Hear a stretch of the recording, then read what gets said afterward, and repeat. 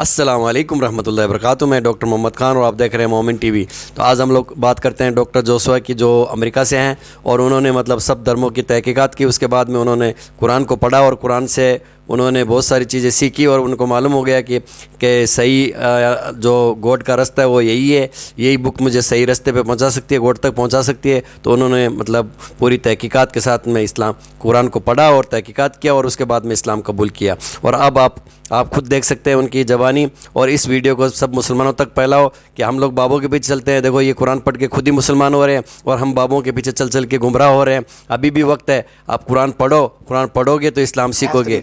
So I left Christianity completely, and I decided that I was, I had learned some concepts from the Bible. God was one; you couldn't fool me of that.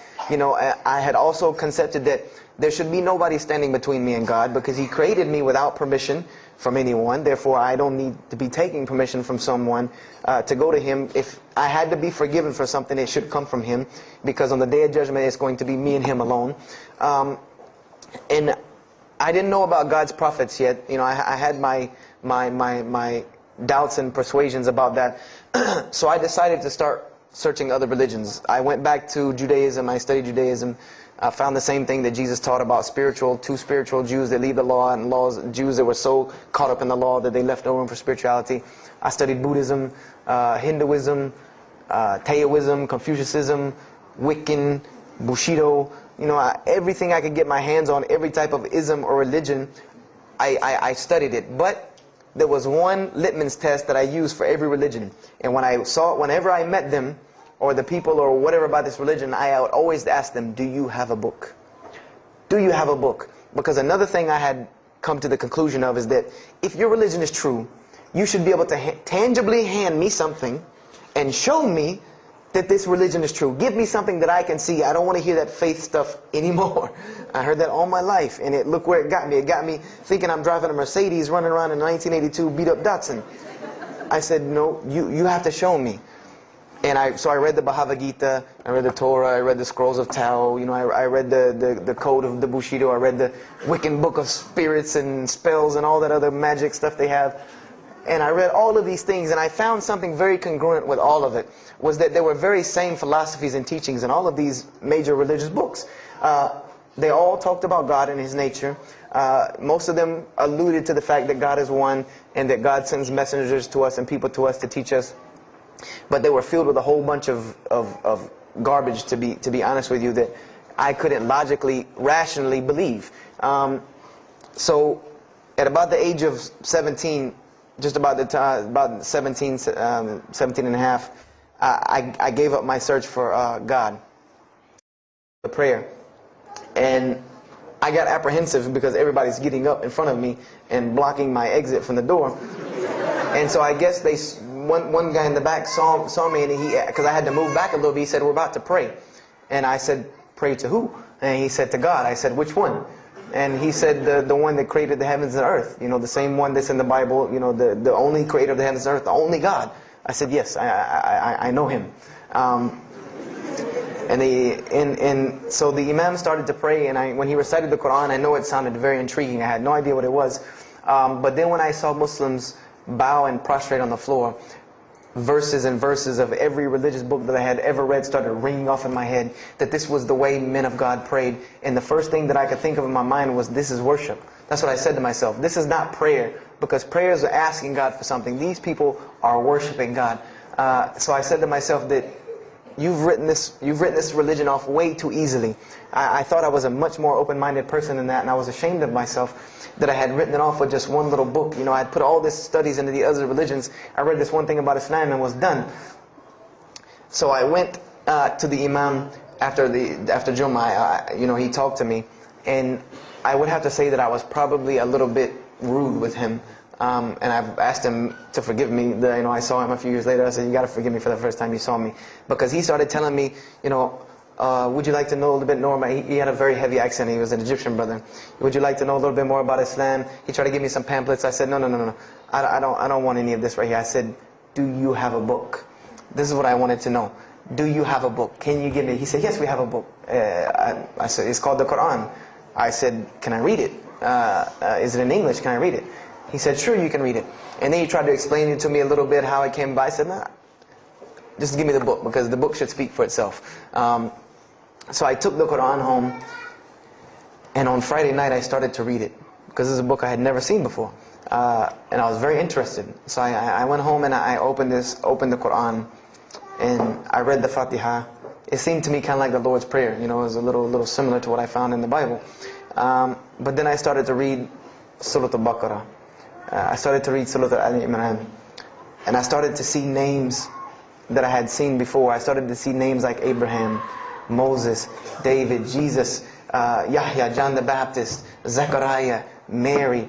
And I said, I know all of these names, but there was something different about these people in this book.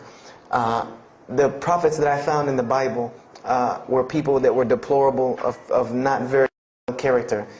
These same men in the Quran were someone who were at the highest echelon of moral character and moral fiber. They were someone that was an example to be followed because they lived the message that they preached. Therefore, they were able to be followed and emulated. So I read all of these chapters, and I read the story of Jesus, peace be upon him, because when I saw the name Jesus first, that really intrigued me. I wanted to see, what does this book have to say about Jesus? And I read the story in Ali Imran, and I read the story in Surah Al-Maryam, and it was more beautiful than anything I had ever read in the New Testament, or any nativity story that I had ever heard. It was more beautiful than that times 10.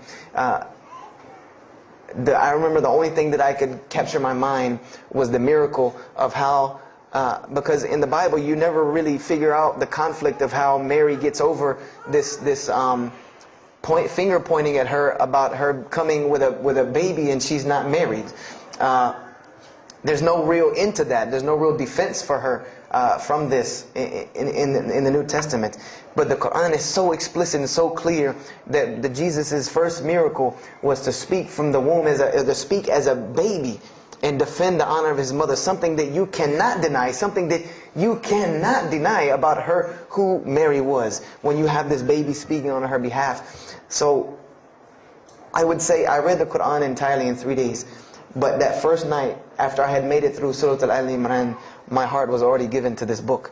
I didn't know what it meant to be a Muslim. I didn't know how to be a Muslim. I didn't even know what that meant. But I knew that whoever it was that followed this book, I wanted to be like these people. I wanted to be like the people that I read about in this book.